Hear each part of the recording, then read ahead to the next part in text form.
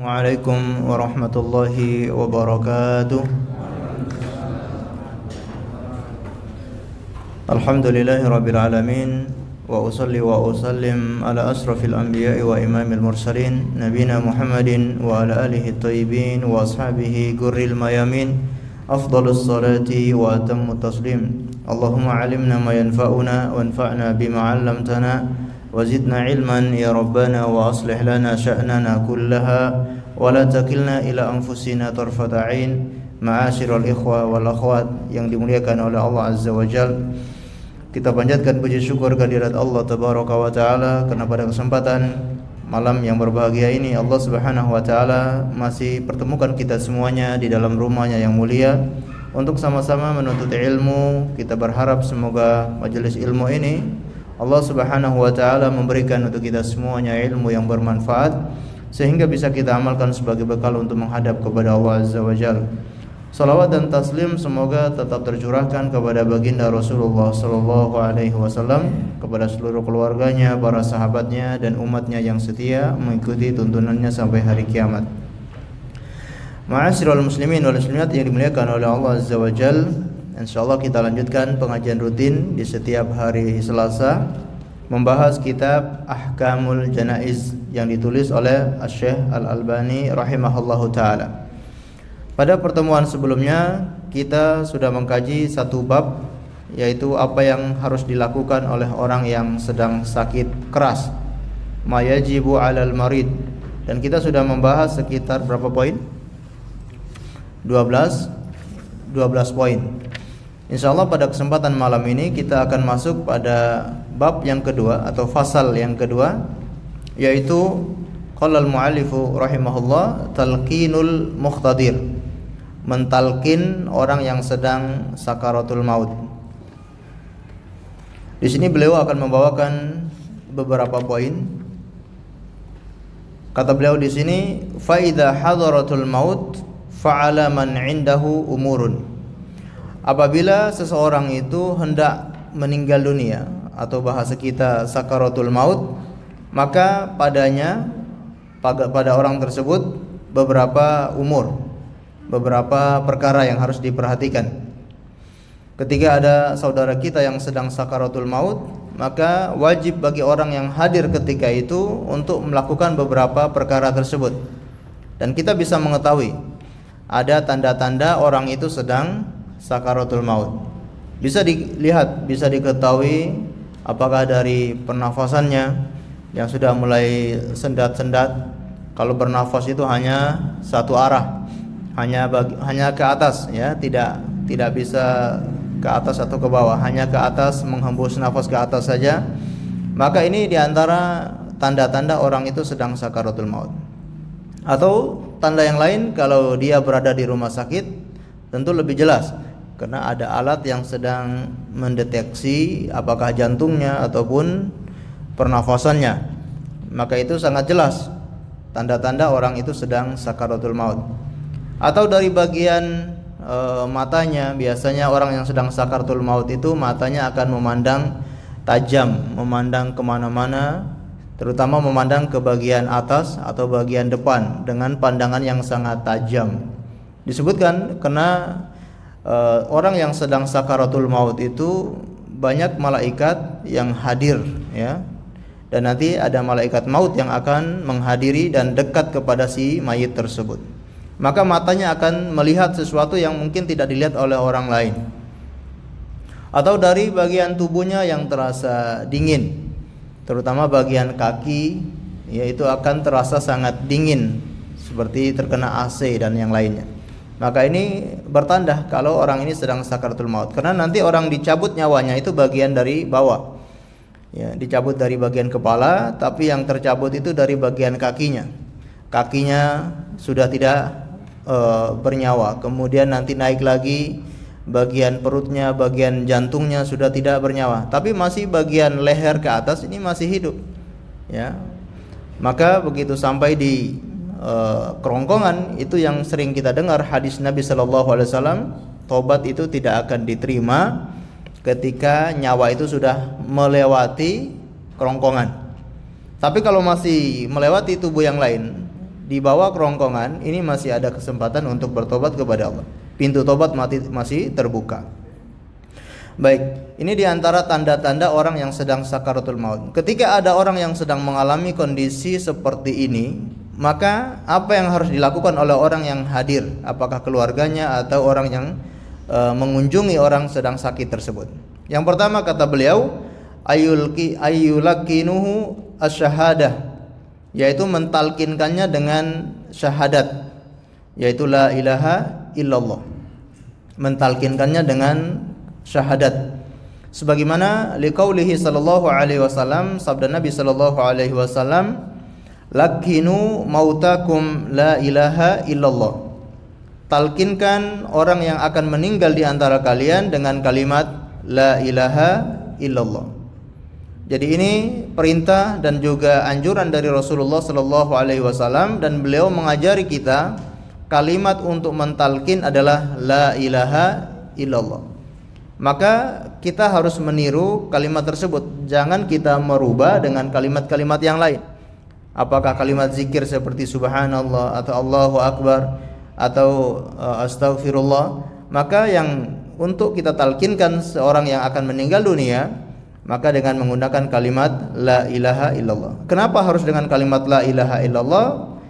Kata Rasulullah, "Man kana akhiru kalamihi la ilaha illallah indal mauti dakhalal jannah yauman minad dahr wa in asabahu qabla dzalika ma asaba." Barang siapa yang akhir ucapannya adalah la ilaha illallah di saat dia meninggal dunia, kata Rasulullah, dakhalal jannah, punya jaminan untuk masuk surga. Wa in asabahu qabla dzalika ma asaba, meskipun dia sebelumnya melakukan dosa-dosa, melakukan perbuatan-perbuatan yang diharamkan oleh Allah Azza wa Jalla, namun kalau di saat dia meninggal dunia mengucapkan la ilaha illallah, maka ada jaminan untuk masuk ke dalam surga. Dan hadis-hadis, riwayat-riwayat yang senada ini sangatlah banyak, ya. Kemudian hadis yang lain, man mata wa huwa ya'lamu annahu la ilaha illallah dakhalal jannah. Barang siapa yang meninggal dunia dan dia mengetahui bahwasanya tidak ada ilah yang berhak disembah kecuali Allah, dakhalal jannah, maka akan masuk surga. Dari sini bisa kita pahami bahwasanya orang yang akan mendapatkan jaminan masuk surga yaitu orang yang mengucapkan ataupun orang yang mengetahui. Dia punya keyakinan, dia punya pengetahuan bahwasanya tidak ada ilah yang berhak disembah kecuali Allah. Itu yang dia yakini sampai mati. Meskipun kadangkala di saat naza, di saat sakaratul maut, dia tidak sempat mengucapkan la ilaha illallah. Tapi kalau kalimat ini yang dia yakini selama hidupnya, yang dia pegang ya sampai dia meninggal dunia, maka insya Allah masuk dalam sabda Nabi tersebut, masuk dalam jaminan masuk surga. Karena kalau kita lihat Rasulullah Shallallahu Alaihi Wasallam di akhir hayatnya, beliau juga tidak mengucapkan la ilaha illallah, ya. Kata beliau, bal fi rafiqil a'la, ya, bertemu dengan Allah di tempat yang sangat tinggi. Itu yang beliau ucapkan di saat beliau meninggal dunia. Maka apakah dengan kalimat yang lain ataupun dengan bahasa isyarat yang menunjukkan Allah itu wahid, Allah itu esa, maka ini semua adalah isyarat kalau dia itu meyakini dan memahami kalimat la ilaha illallah. Namun yang lebih afdalnya yaitu ketika seorang meninggal dunia mengucapkan kalimat la ilaha illallah, yang terucap dari lisannya adalah la ilaha illallah. Dalam riwayat yang lain, man mata la yusyriku billahi syai'an dakhalal jannah. Barang siapa yang meninggal dunia, dia tidak menyekutukan Allah, tidak berbuat syirik, menyekutukan Allah dengan sesuatu apapun, maka akan masuk ke dalam surga. Ini semua menjadi jelas bagi kita bahwasanya mengucapkan la ilaha illallah itu bisa dari keyakinan yang ada di dalam hati dan juga dengan lisan yang diucapkan tersebut.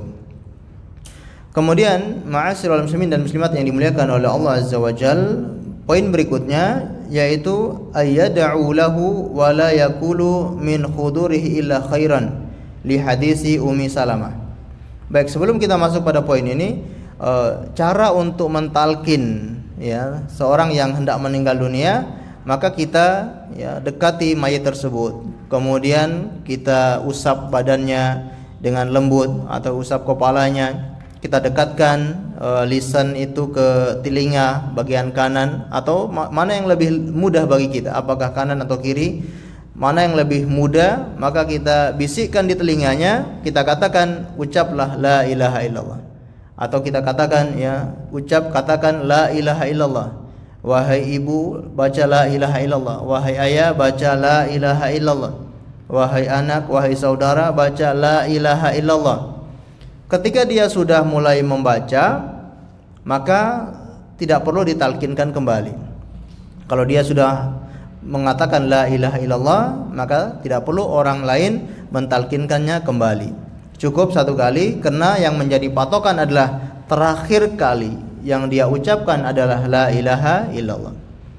Namun kalau seandainya setelah mengucapkan la ilaha illallah, namun dia berkata dengan perkataan yang lain, maka kita ulang lagi, kita talkinkan lagi untuk mengucapkan la ilaha illallah. Karena ada yang mungkin setelah ditalkin dia bisa membaca la ilaha illallah, tapi kemudian dia meminta untuk diambilkan sesuatu, dia meminta untuk diambilkan air, atau dia berkata dengan perkataan yang lain, maka perlu diulangi lagi talkin tersebut. Dan di sini dibutuhkan kesabaran, karena kadangkala orang yang sedang sakarat itu dia menghadapi kondisi yang sangat mencekam, yang sangat menakutkan. Yang kita sudah terangkan, ketika saat itu syaitan ini sedang berjuang untuk memusyrikkan, untuk membuat orang ini menjadi kafir, dan dia sedang dalam keadaan yang menghadapi sakarat yang luar biasa, yang menakutkan tersebut. Maka kita butuh kesabaran untuk mentalkinkan la ilaha illallah. Seandainya kita sekali mentalkinkan, wahai ayah ucapkan la ilaha illallah, ternyata masih juga tidak mau mengucapkan, maka kita dengan sabar perlahan kita ulangi lagi ya sampai dia mengucapkan. Ya, dan bisa jadi ya di saat kita mentalkinkan itu mungkin dia memang tidak bisa mengucapkan, tapi mungkin saja hatinya meyakini. Itu yang kita harapkan. Dan karena di saat seperti itu syaitan sedang menggodanya untuk berbuat kekufuran, maka kita sedang mentalkinkan supaya yang dia dengar adalah kalimat la ilaha illallah, maka itu menjadi teguh hatinya, menjadi kuat, dan dia yakin dengan la ilaha illallah.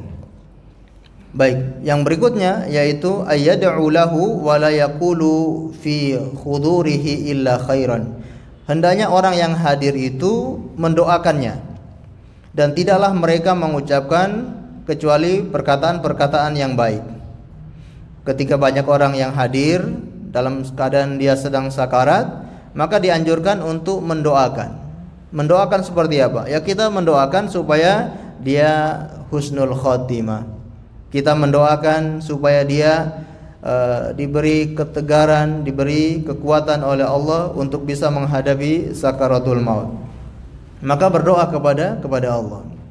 Kemudian tidak boleh mengucapkan perkataan-perkataan kecuali perkataan itu baik. Di saat orang sedang sakaratul maut, maka kita mengucapkan perkataan-perkataan yang baik. Ya, kita bertanya dengan perkara-perkara yang perlu. Kalau perkara yang tidak perlu ditanyakan. Ya, misalkan ketika datang ke rumah sakit, nggak perlu bertanya berapa biaya obatnya, berapa biaya rumah sakitnya. Jadi kita bertanya hal-hal yang baik. Jangan mengatakan hal-hal yang tidak baik. Ya, kita memberikan motivasi. Insya Allah diampuni dosanya. Insya Allah selalu dirahmati oleh Allah. Insya Allah Anda akan diterima di sisi Allah. Insya Allah Anda akan husnul khotimah. Ini yang kita bangun supaya yang ada dalam dirinya itu adalah husnudon kepada Allah. Jangan sampai dia itu suudon kepada Allah. Hal ini sebagaimana hadis dari Ummi Salamah radhiyallahu anha berkata, qala Rasulullah sallallahu alaihi wasallam, idza hadartumul marid awil mait faqulu khairan. Apabila kalian sedang menghadiri orang yang sakit atau orang yang mau meninggal dunia, faqulu khairan, maka ucapkanlah dengan perkataan yang baik. Fa innal malaikata yu'minu ala ma taqulun, karena sesungguhnya para malaikat itu akan mengaminkan apa-apa yang kalian ucapkan.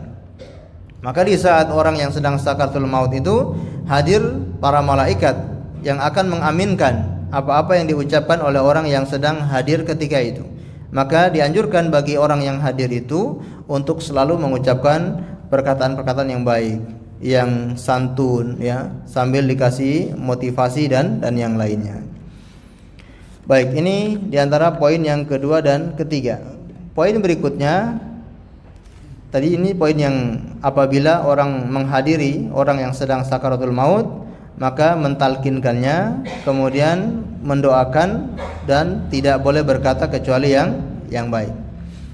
Poin berikutnya, walaysa talqinu dzikra syahadati bi hadratil mait wa tasmi'iha iya, bal huwa amruhu bi ayyakulaha khilafan lima yadunnu ba'd, wa dalilu hadisu Anas radhiyallahu anhu. Dan kata beliau, yang dimaksud dengan talqin itu bukan sekedar kita yang mengucapkan. Jadi namanya talqin itu, kita bukan orang yang mentalqin itu yang mengucapkan saja, melainkan tujuan daripada talqin itu adalah agar orang yang sedang sakaratul maut itu dia yang akan membaca dan mengulangi apa yang kita talqinkan tersebut. Ini yang kita harapkan. Jadi bukan sekedar orang yang datang kemudian mentalkinkan la ilaha illallah, la ilaha illallah, tapi berharap orang yang sedang sakaratul maut itu dialah yang nanti ikut mengucapkan la ilaha illallah. Dan kata beliau di sini berbeda dengan apa yang diduga atau diprasangkakan oleh kebanyakan orang, yaitu mereka menyangka talqin itu adalah hanya ditalkinkan begitu saja, tidak berharap orang yang sedang sakarat ini ikut mengucapkan. Hadisnya adalah dari Anas radhiyallahu anhu, bahwasanya Rasulullah sallallahu alaihi wasallam ada rajulan minal ansor, pernah menjenguk seseorang dari kalangan Ansor. Faqala ya khali kul la ilaha illallah, wahai paman, bacalah la ilaha illallah. Faqala, maka kata orang tersebut, fa khairun li an aqula, apakah baik saya mengucapkan kalimat tersebut? Ya. Rasulullah mengatakan, "Na'am." Fa khairun li an aqula la ilaha illallah. Fa qala Nabi sallallahu alaihi wasallam, "Na'am." Apakah baik saya mengucapkan la ilaha illallah itu? Maka Nabi sallallahu alaihi wasallam mengatakan, "Na'am." Ya, betul. Jadi ini dalil bahwasanya Rasulullah sallallahu alaihi wasallam ketika datang kepada orang yang sedang sakaratul maut, yang sedang sakit keras, maka beliau mentalkinkan orang tersebut untuk mengucapkan la ilaha illallah. Baik, ma'asyiral muslimin dan muslimat yang dimuliakan oleh Allah Subhanahu wa taala, dalam hadis yang lain disebutkan dakhaltu 'alal a'mas anna wa zaidatun fil yaumil ladzi mata fi. Aku pernah, kata Husain al-Ju'fi, aku pernah masuk menemui A'mash bersama Wazaidatun pada hari di mana beliau meninggal dunia. Wal baitu mumtaliun fir rijal, dan rumah ketika itu sedang dipenuhi oleh banyak orang.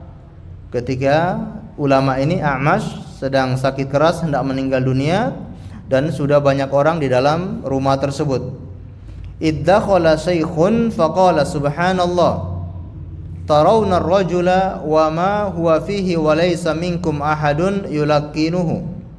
Datanglah atau masuklah seorang tua atau seorang syekh, maka dia berkata, subhanallah, kalian melihat orang ini sedang sakaratul maut, wa laysa minkum ahadun yulaqqinuhu, tapi tidak ada di antara kalian yang mau mentalkinkan orang ini. Faqala al-A'mash hakada, maka A'mash berkata, fa asyara bis sababati wa haraka syafatai, maka A'mash ini menunjukkan isyarat telunjuknya begini, kemudian lisannya bergerak. Ini menunjukkan A'mash sedang mengucapkan la ilaha illallah dan berisyarat dengan telunjuknya.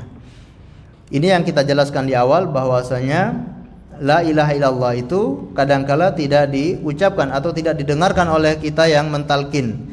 Tapi kalau ketika sudah ada isyarat atau ketika sudah ada tanda kalau orang yang kita talkin itu sudah mengucapkan la ilaha illallah, maka ini sudah cukup. Dan boleh dengan isyarat. Baik, ini poin yang kedua, yaitu mentalkinkan orang yang akan meninggal dunia sampai dia itu betul-betul mengikuti talkin tersebut, atau apakah dengan mengucapkan atau dengan bibirnya bergerak atau dengan isyarat. Poin berikutnya, ma'asyiral muslimin dan muslimat yang dimuliakan oleh Allah, adalah masalah membaca Yasin. Masalah membaca Yasin atau membaca surat Yasin di saat orang itu sedang atau akan meninggal dunia.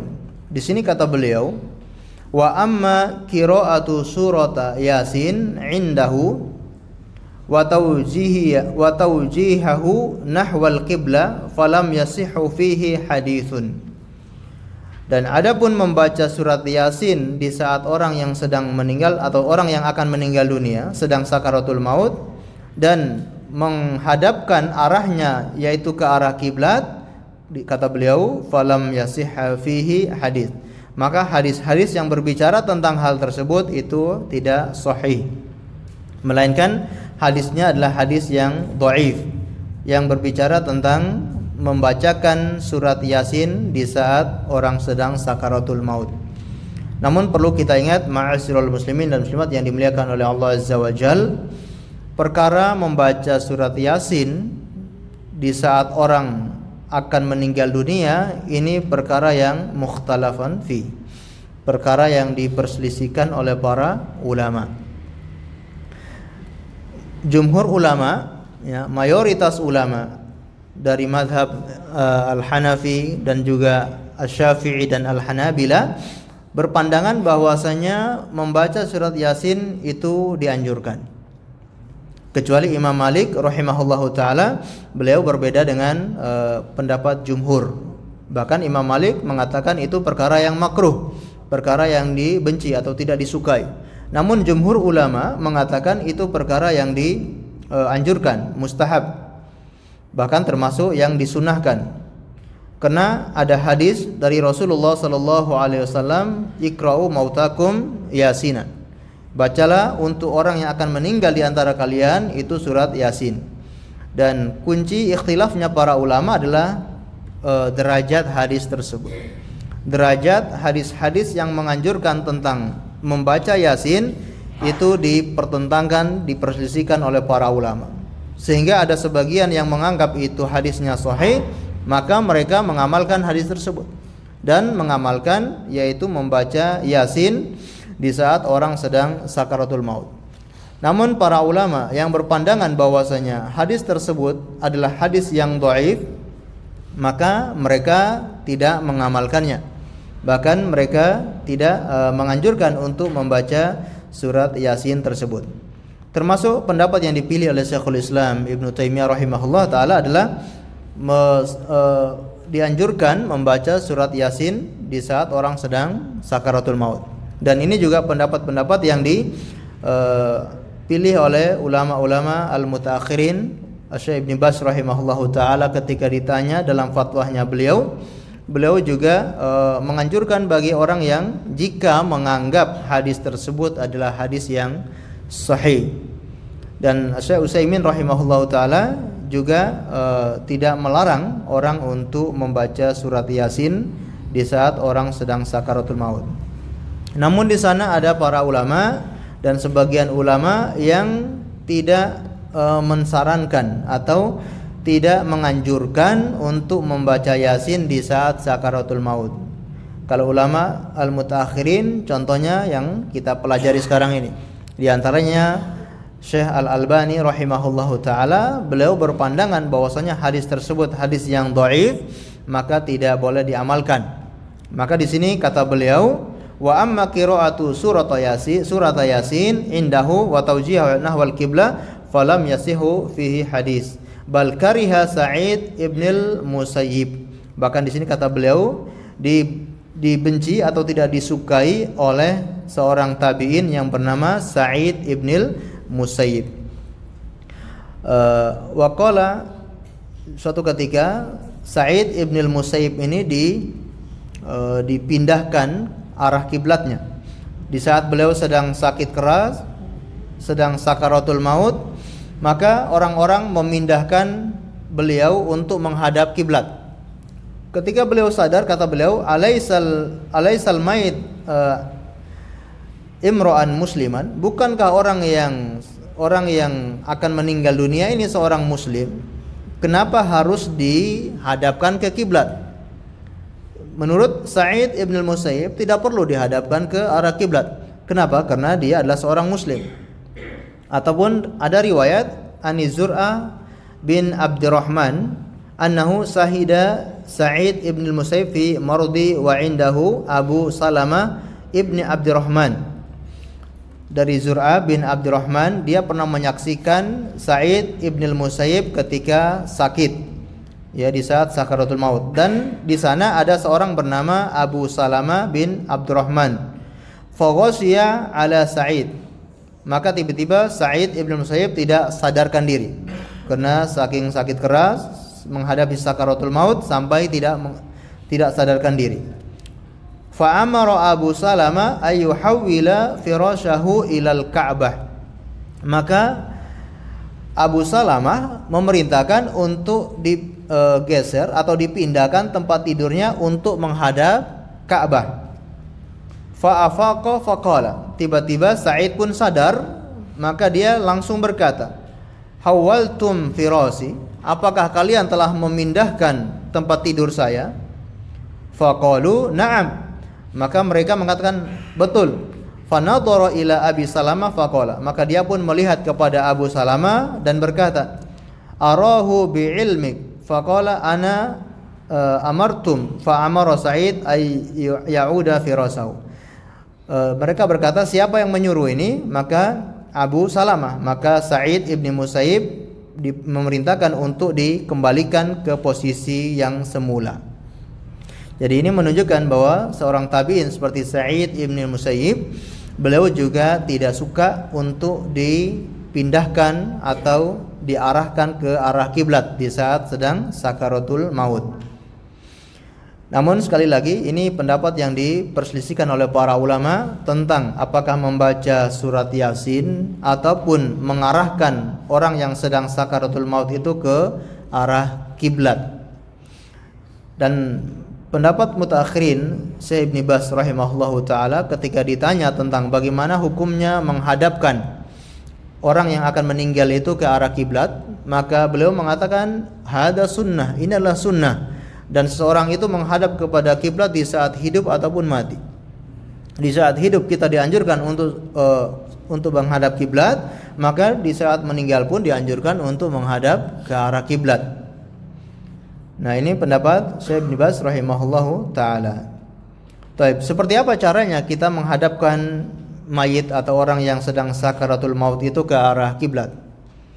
Yaitu sebagaimana dikatakan oleh sebagian ulama adalah kakinya kita hadapkan ke arah kiblat dan kepalanya agak diangkat, ya, bantalnya misalkan agak dinaikkan sehingga dia menghadap ke arah kiblat. Berbeda dengan ketika dimasukkan ke dalam liang lahat.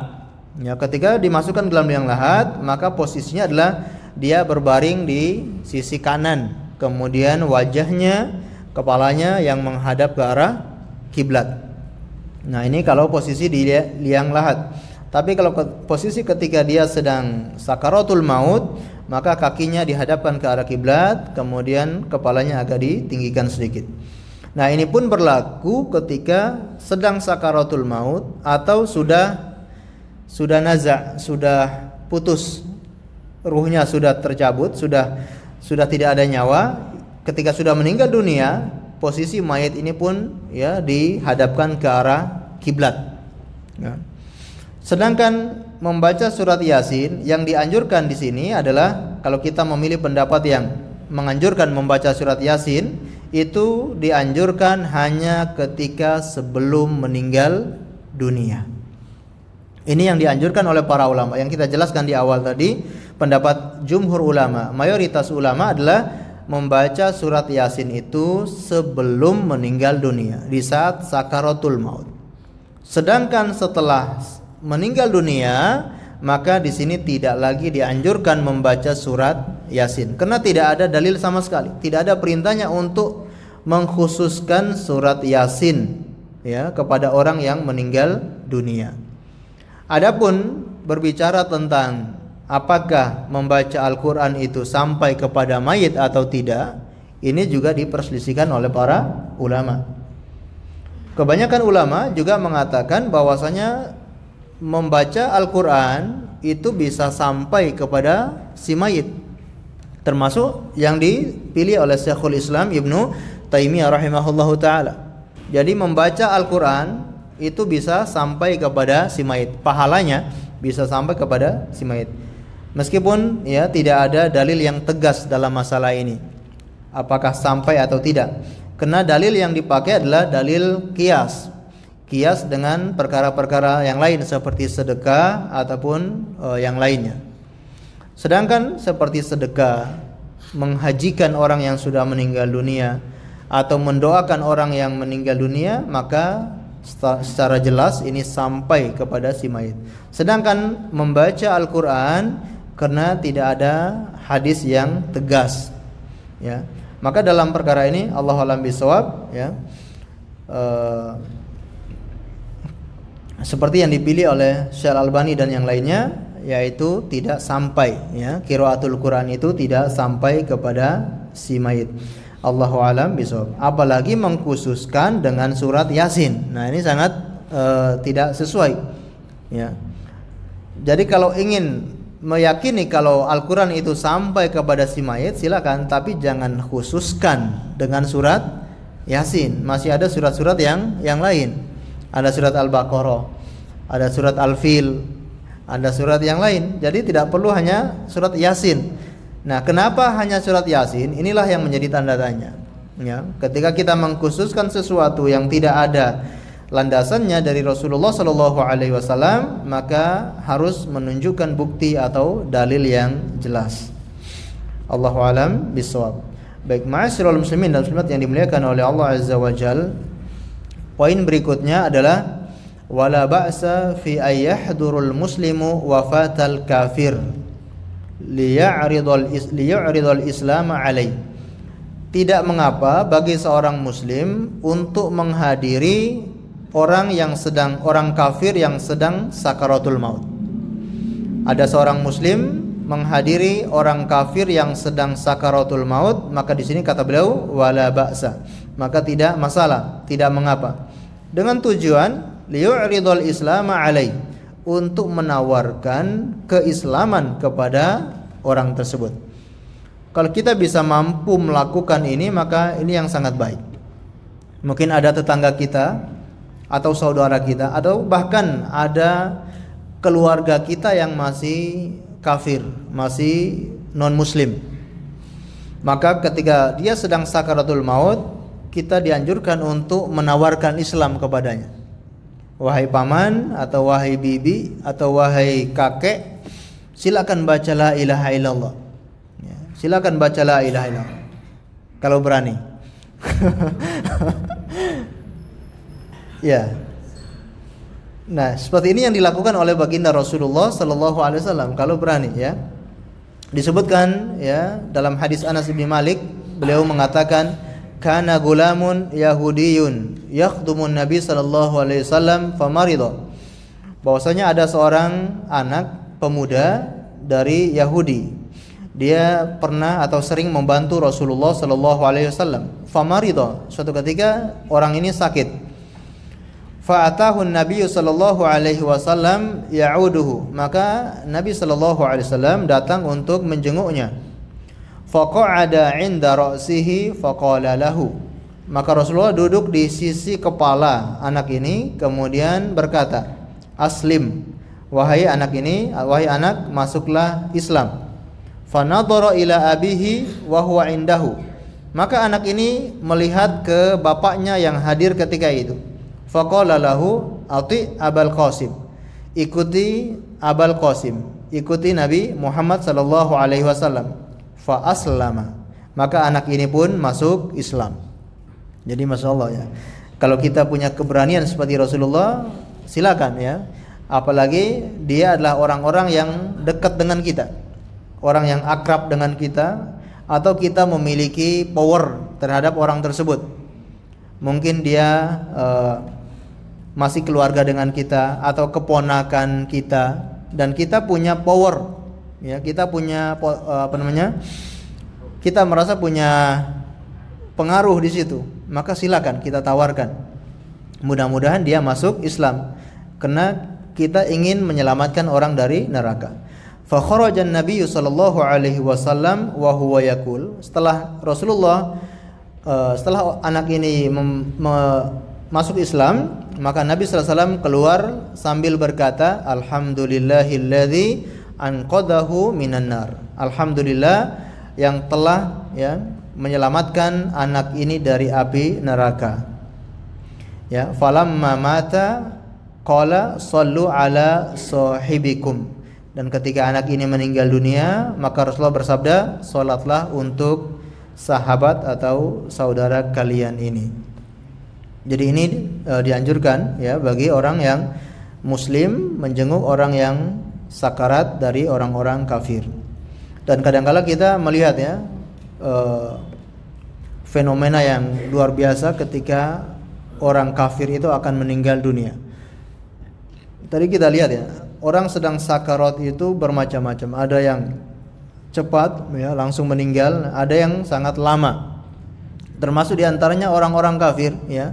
Sering kita saksikan orang-orang kafir ketika sakaratul maut itu sangat lama.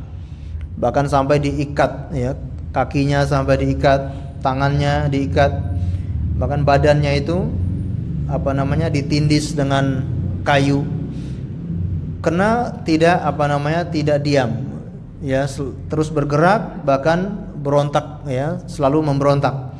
Maka kalau kita saksikan kadang-kala sampai diikat dengan papan atau dengan kayu. Nah, posisi seperti ini kalau kita bisa menawarkan dia untuk masuk Islam, alhamdulillah. Lalu bagaimana ketika sudah meninggal dunia? Apakah boleh kita takziah, ngelawat kepada orang kafir yang meninggal dunia? Jawabannya gimana? Boleh atau tidak? Ada orang kafir meninggal dunia, boleh nggak kita takziah? Jawabannya tidak atau boleh? Jawabannya boleh. Ya, boleh. Ya, seorang muslim untuk bertakziah. Di sini para ulama memberikan ketentuan. Ada beberapa syarat. Di antaranya adalah tidak untuk mendoakan si mayit, karena tidak mungkin si mayit itu didoakan dengan keselamatan. Ya. Yang kedua, untuk menawarkan Islam, ya, untuk menawarkan Islam, atau menawarkan kepada keluarganya untuk masuk Islam.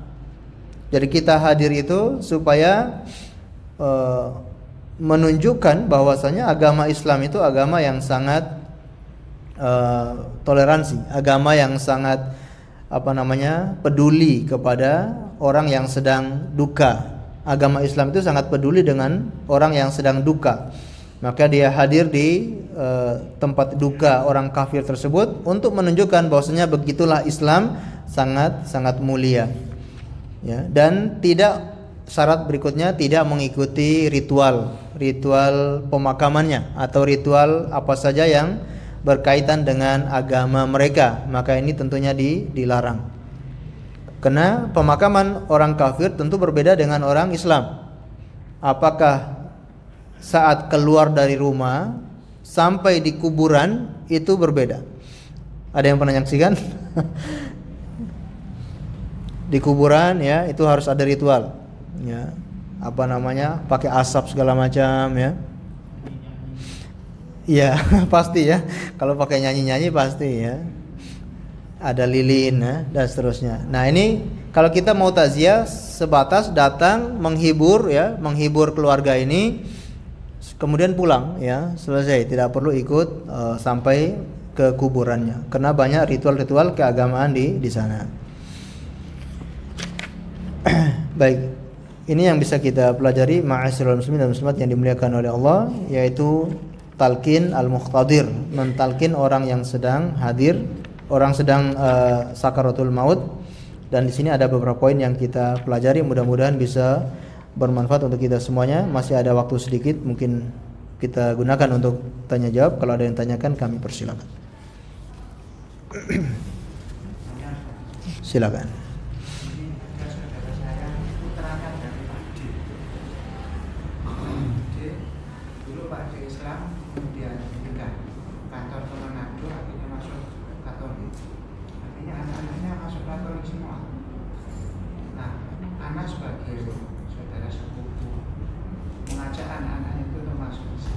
Sekarang masih hidup, tapi belum ada respon. Baik. Nah ini naudzubillah ya.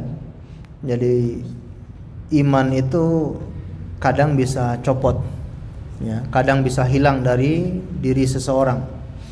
Pentingnya kita selalu menjaga keimanan di dalam hati. Dan penjagaan iman itu sampai meninggal dunia. Ya. Innal imana la ya'riju fi jawfi ahadikum kama ya'riju thawb. Sesungguhnya iman itu bisa luntur dari diri seseorang sebagaimana lunturnya pakaian. Ya. Warna di pakaian bisa luntur, begitupun keimanan bisa luntur. Dan yang bisa menyebabkan iman itu luntur diantaranya adalah karena pergaulan. Awalnya mungkin tinggal di komunitas muslim, imannya masih terjaga, ketika pindah ke daerah non muslim akhirnya terpengaruh. Karena mungkin bermudah-mudahan mengikuti ritual mereka, pelan-pelan akhirnya masuk agama mereka. Nah, ketika mereka sudah masuk atau murtad dari agama Islam, maka bagaimana sikap kita? Ya tetap menjalin hubungan sebagaimana hubungan kerabat, ya, dan mendoakan mereka. Ini yang pertama, kita mendoakan mereka supaya Allah berikan hidayah untuk mereka. Kemudian kita mencari cara bagaimana untuk mereka itu bisa kembali ke agama Islam. Contohnya misalkan kalau ada anak keponakannya itu adalah ada yang perempuan kemudian belum menikah, kita berusaha mencari jodohnya yang muslim. Dengan insya Allah dengan perantara dapat jodoh orang muslim, dia bisa kembali lagi muslim. Meskipun awalnya masuk Islam karena pernikahan, tapi bisa jadi ini menjadi sebab dia bisa masuk Islam. Begitupun anak laki-laki. Seandainya kalau kita bisa carikan jodohnya untuk wanita dari muslim dan dengan syarat dia mau masuk Islam, maka bisa dengan cara seperti itu, ya. Ataupun dengan cara yang lain, ya kita mendakwai. Apalagi kalau dia sebelumnya muslim kemudian murtad, biasanya lebih mudah untuk masuk lagi ke agama Islam. Dan biasanya itu ada kebutuhan, karena ada kebutuhan atau ada kepentingan orang itu pindah agama. Ketika kebutuhan atau kepentingan sudah terpenuhi, bisa dia kembali ke agama semula. Contoh kalau masalah ekonomi, ya, akhirnya orang itu murtad, maka kita berusaha untuk memperbaiki ekonominya dan kita yang berusaha untuk mencukupi kebutuhan mereka sehingga bisa tertarik lagi untuk masuk Islam. Dan ini sebetulnya adalah tugas kolektif, ya, bukan tugas antara Pak D dengan keponakan atau Pak Le dengan keponakan. Ini sebenarnya tugas seluruh umat Islam. Jadi bukan tugas jenengan aja, Pak, ya. Ini tugas seluruh kita umat Islam. Ya, bagaimana kita bisa menarik kembali orang-orang muslim yang murtad tersebut. Allahu a'lam bishawab. Baik. Mungkin ada yang lain sebelum kita akhiri, silakan. Oh ya, silakan. Kalau waktu mentalkin kondisi si mayat itu tidak sadar, gimana? Baik. Waktu mentalkin kondisi si mayit itu tidak sadar. Baik, tidak sadarnya itu kadangkala karena stroke ya, ada yang stroke atau karena pingsan ya. Maka di sini kita berusaha terus mentalkin dengan lemah lembut, terus kita mentalkinnya ya, tapi dengan pelan-pelan ya. Baca la ilaha illallah, baca la ilaha illallah. Tidak usah terlalu terburu-buru, meskipun dia sedang tidak sadarkan diri. Siapa tahu hatinya masih berfungsi, siapa tahu pikirannya masih bisa mendengar, telinganya masih bisa mendengar, hatinya masih berfungsi. Maka dengan seperti itu, meskipun lisannya tidak bisa mengucapkan talqin itu, namun hatinya mungkin bisa meyakini. Nah, ini yang kita harapkan ya. Terus kita mentalqin meskipun dia tidak bisa mengucapkan la ilaha illallah, namun kita berharap dia bisa mendengar ucapan kita ya. Kadangkala orang yang tidak sadarkan diri itu juga bisa mendengar ya, atau kita melihatnya itu tidak sadar, tapi ternyata ada dalam dirinya itu masih berfungsi. Bahkan untuk mengetahui orang itu sudah meninggal dunia atau tidak adalah memang harus diperiksa ya, karena ada yang kelihatan nafasnya sudah nggak ada, tapi ternyata mungkin jantungnya masih ada tapi lemah gitu, ataupun bagian kepala ya, bagian otaknya itu masih hidup. Nah, karena diantara hilangnya nyawa itu kan dari nafas, kemudian jantung, dan satu lagi otak ya. Nah, kalau ketiga ini sudah tidak ada, baru sudah betul-betul meninggal. Kalau belum ya putus, belum meninggal dunia, maka kita wajib tetap mentalkinkannya sampai dia putus. Nah, sampai meninggal dunia. Allah alam bisawab. Tadi silakan Pak.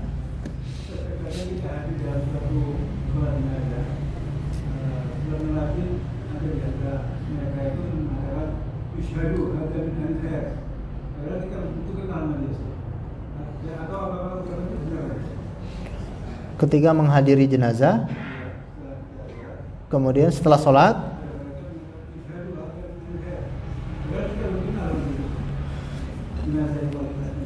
begitu jenazah sudah disolat, kemudian ada orang yang berkata, "Ishhadu hadza min ahlil khair." Saksikan, ini termasuk orang yang baik. Padahal kita belum kenal. Taib, secara zahir ya. Secara zahir, misalkan dia orang muslim.